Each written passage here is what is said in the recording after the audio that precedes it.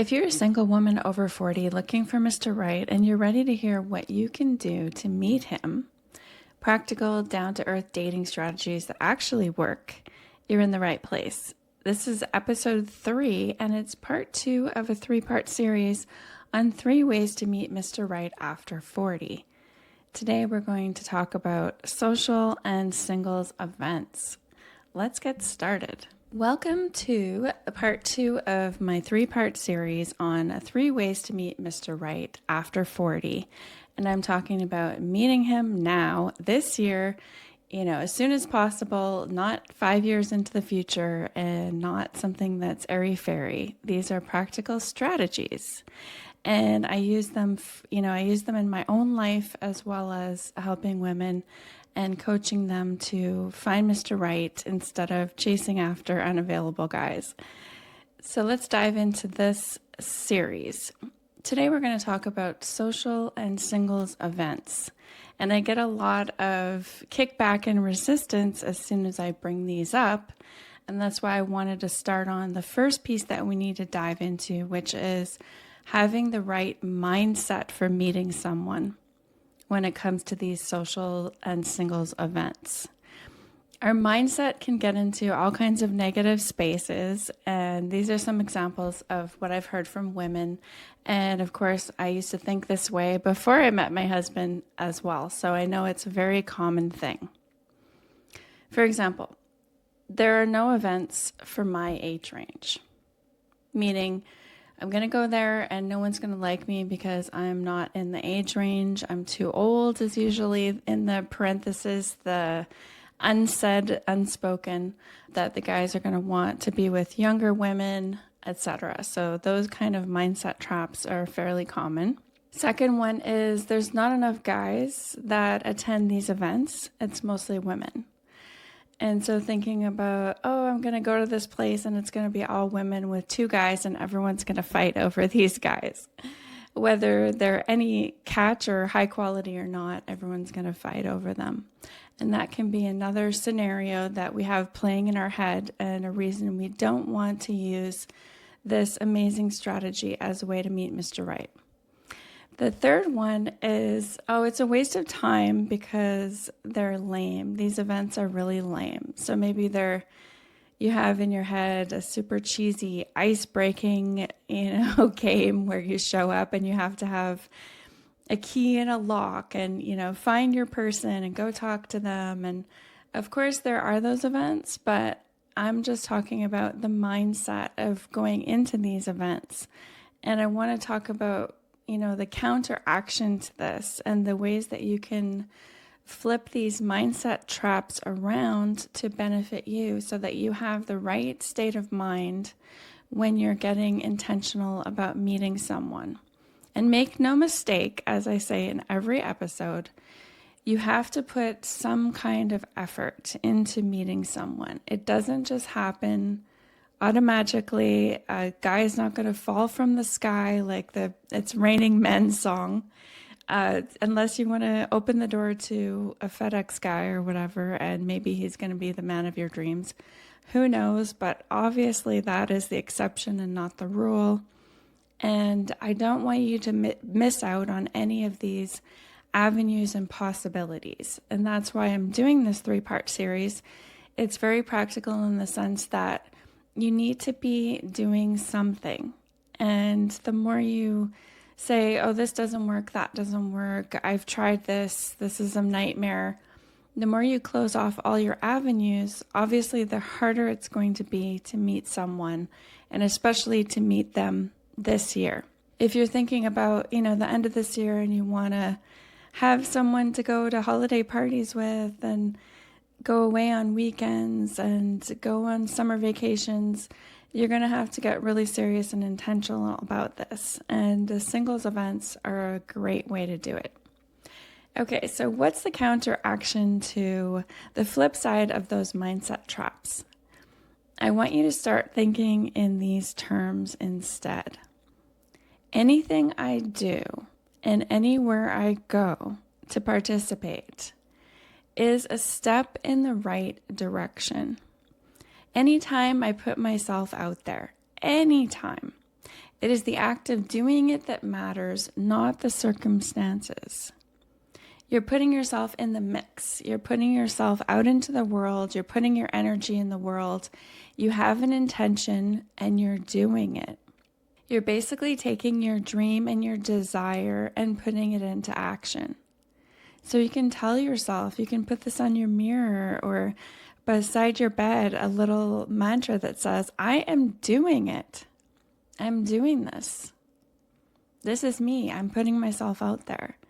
Another way to look at it is I'm one step closer to the man of my dreams. Even if I go on this stupid little, singles event and, just to be real with yourself, you can say, I think this is going to be dumb, or maybe it's going to be cheesy. But so what? Going back to the mindset, anything I do, anywhere I go to participate is a step in the right direction. So that's the way I want your mindset to be. I want it to be open and willing. And of course, it's a process. It's not going to happen overnight, but the more you do is the more in the right direction you're going to go. So now let's talk about the emotions underneath this mindset, because you're going to have a lot of up and down emotions. It's kind of a roller coaster ride when you're dating or when you're intentionally telling yourself you want to find a relationship and you want to find Mr. Right. Once you embrace it, all kinds of emotions come up to counteract or seemingly try to sabotage you. And it's just emotions from the past experiences, maybe things that have happened to you in childhood, whatever it is, all the things are going to kind of kick up the dust and you'll start feeling really crappy. And that's when we need to deal with those emotions and nip this in the bud. Of course, again, it's not, a one and done. You're not automatically going to be like in the most wonderful mood all the time and feeling always hopeful. But it's a way of managing and creating a daily practice that processes the emotions to help you to feel more of what you want to feel, excited to meet someone, open to the possibilities, looking forward to this amazing relationship you're going to have, feeling confident. Those are the emotions you want to come to the forefront and allow the other emotions to be seen. I've never been as a coach or a healer or a practitioner. I worked in social services for many years. I've never been an advocate of being positive all the time. I've never been someone who wants to say, oh, don't be angry. Just, try to put a positive spin on it. And that's not what I'm saying. And I had to go through my own huge process around this and healing work for myself to be able to get to the space where I could invite my anger to come forward, my resentment, all of those ugly emotions and so-called bad emotions to have a say, to have a place at the table with you. Because that's the only way you're going to master your emotions, and especially mastering it in the realm of relationships. And believe me, I've been down this road in a personal sense, and I've helped women do this countless times. So if I sound like I'm saying you want to be positive, that's not what I'm saying at all. We want to look at all of your emotions and welcome all of them. So for example, maybe you're going to feel defeated. Maybe you feel discouraged. There's a feeling of what is the point, and maybe even moments of despair. Like, this is never going to happen for me. Maybe I'm just not meant to have love in my life and I'll just focus on my career instead. And, there's going to be sadness and loneliness will come up, and anger and resentment. All of those will come up, and possibly more.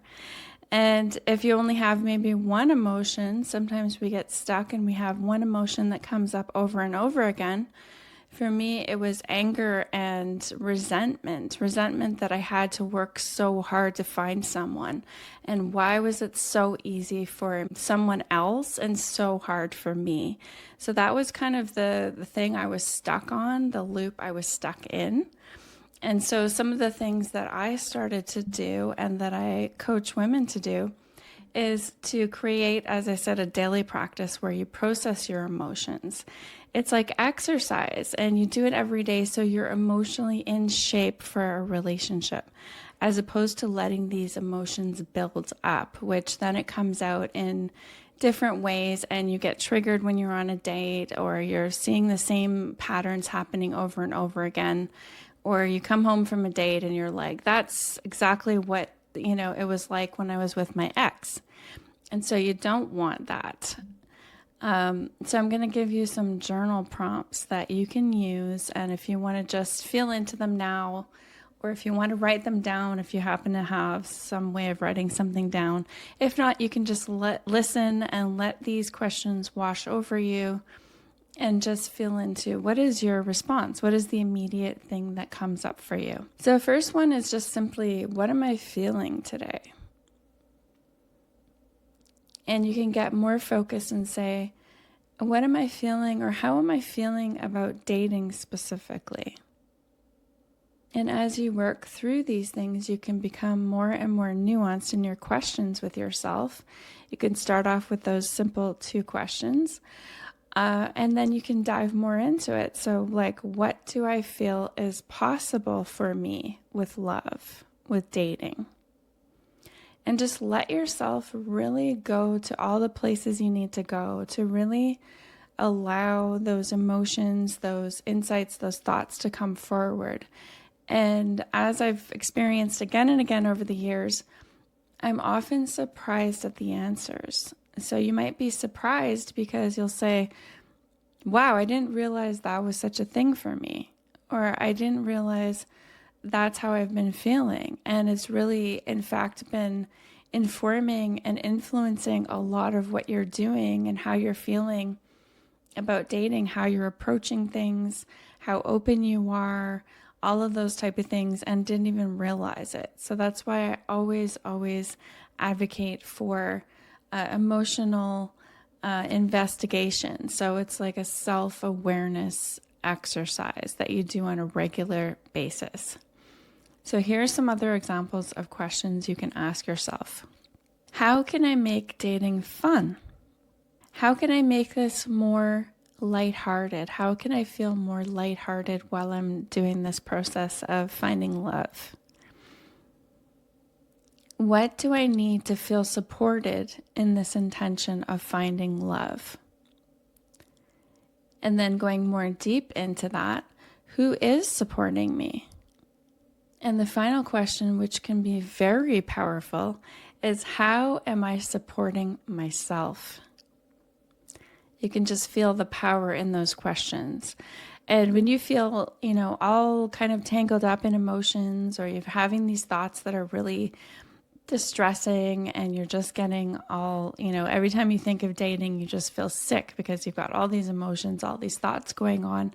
It's a really, really helpful exercise to start untangling those thoughts and feelings by writing down those specific questions and how you feel about dating, etc., as much as you can. And this is not like an hour and a half kind of exercise. You can do this in 10 minutes and come up with some amazing insights about yourself and how you're feeling. And it's just putting your attention on yourself, your attention on your body and your emotions and your mind. It's extremely powerful. Okay, so let's get back to the nitty-gritty of what we've been talking about today. This is going on singles events and social events. So the next piece I want you to focus on is the action you're taking. Every action that is focused, intentional, and done with an open heart, even just a willingness, starting fresh, is a fantastic action for you. And again, going back to the mindset of every step I'm taking is going in the right direction for this. If you find there are no events in your area, for example, or nothing that is for your age range, so maybe it's like this is actually a thing, it's not just feeling negative about it or thinking negatively, you actually literally cannot find anything to attend, then here's some suggestions that will get things going for you that you can do any and all of these if you want to really get into this. Go to your local community center or library and find out how to put on a little event for singles yourself.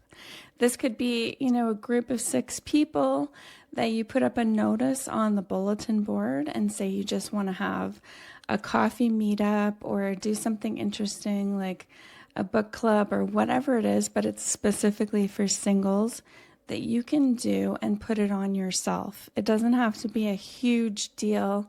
It doesn't have to take up an enormous amount of energy. But again, you're putting your intention into what you are looking for, and what you want is to find love. And so you're creating this opportunity for yourself. And then bonus, you're doing it for others as well, which can make it actually easier to do. So I have a friend who actually totally threw herself into this herself, and she created like an improv for singles event, which was so cool. And I went to it back when I was single, and it was the most fun. I couldn't believe how much fun it was. It was so popular, and she would just do like all of these improv exercises, and it would be men and women, they're together and they're all single for the purpose of possibly meeting someone.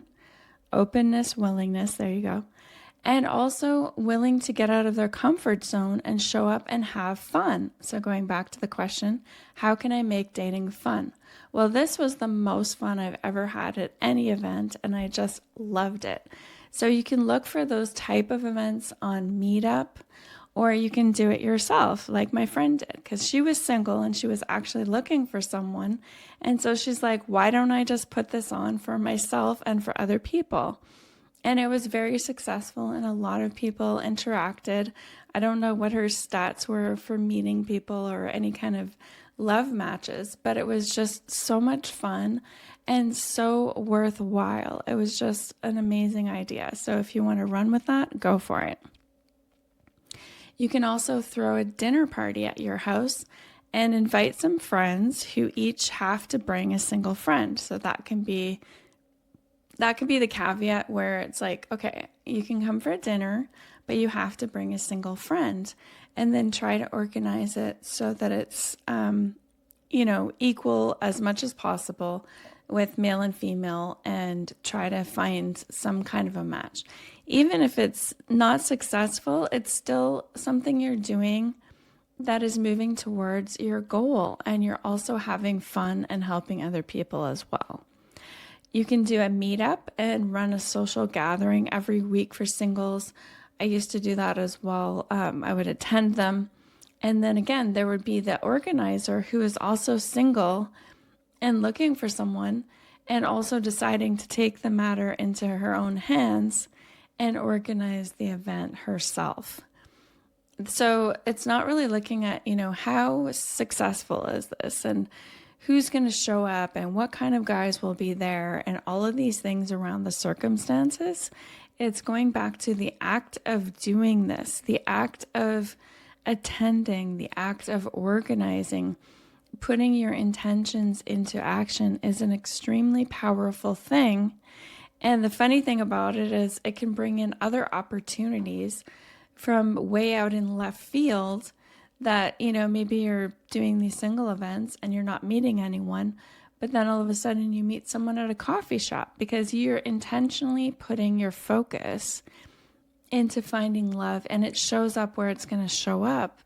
But you've got all of these avenues and all of these opportunities open for things to come in, for things to happen. And it's wonderful how the universe will totally respond to that kind of energy and intention. So bottom line is you're just being creative with where you go, and your focus is on singles events. I always recommend that you try to go to events that are for single people. I'll tell you why. So, some women will say, well, I'm just going to go to events, like just general events, and see what happens, which is fine. But I just caution against your energy being drained by going to these events that are not for single people. It's just an event, and to just lose your interest and lose your energy from these events, because it's much harder to vet potential dates, and it can be exhausting to, for example, you show up at an art gallery opening and it's a totally open event. You have no idea who's going to be there or if anyone's going to be single. You're scanning the room to find someone you're interested in. Then you have to go over and talk to them and make sure they're not here with anyone. Find out if they are single. Then you have to see if they're interested in dating. Then you've got to somehow surreptitiously find out if they're interested in dating women. And then if you get through all of that, then you've got to see if there's an initial connection with you and that person. So many hurdles, so much energy. I think it's better to put your time and energy into seeing if there is interest, knowing the baseline is covered. The baseline of the person is single and they're looking for someone. That's a huge, area to put aside that you don't have to cover. Like, they're already there at the baseline. They are single and they're looking for someone. So much easier to do that. And of course, even if you go to singles events, you still have to do your due diligence and make sure that the person's not married, because those kind of people do sneak in. And there are, some game players out there, obviously. I'm not saying there aren't. And you have to, of course, think of your own safety and all of those things. But do you really want to be doing all of that and the other stuff I was talking about? Seeing if they're single, seeing if they're interested in dating, is spending the whole night, trying to figure out what to say to them, coming up to them, getting the courage to walk up to them. It's just a huge amount of unnecessary stress, in my opinion. If you have this very intentional goal of meeting someone, you want to find Mr. Right, you want to find him now, you're ready. Even if you have some fears, you're like, this is happening this year, 2025, whatever year it is, and you're like, I'm doing this. Then you have to be intentional with your energy. You have to conserve your energy and focus it into what is going to be the most, valuable amount of time and energy you can spend. So I'm not saying, don't go out and don't have fun and don't go to book clubs and all these things that are generally for meeting people. But if you spend your time doing general things, you're going to get general results. That's why I have this 3-part series. We're talking about intentionally going for what you want. And this is really the thing I see. One of the biggest fears or blocks, if you want to put it that way, for women looking for love is they're afraid to go for what they want. They're kind of doing it in this roundabout, casual, I'll just see what happens. I'll show up here. I'll put myself out there, but it's in a super general kind of push-pull sort of way. You're going to get those kind of wishy-washy results, and you're going to get defeated. It's already enough stress of dating, of being intentional, where you have to manage your emotions and, have emotional mastery and mindset and all those other things. Do you really want to also have to deal with all the other stress of what I was saying with general events and going to places where it could be 100% of the people are not single? It's, especially at the age range of over 40, it's very slim pickings at a general event that anyone's going to be single, that anyone's going to be looking for someone. It's like a needle in a haystack. So why would you do that to yourself? That's what I'm saying. I would say put all your energy into focusing on finding love. You can make it fun. You can do it in a way that's not draining your energy. That's why I'm giving you these tips of how to do these things.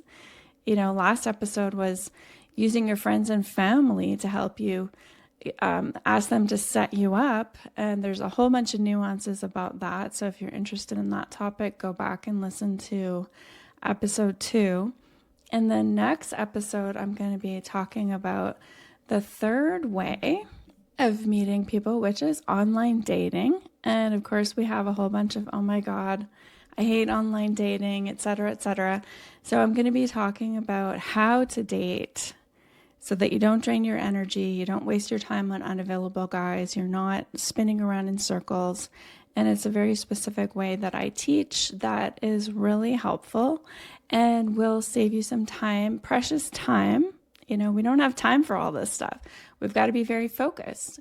And so if you're interested in that, in online dating, my take on it as a dating coach, then I encourage you to listen to the next episode.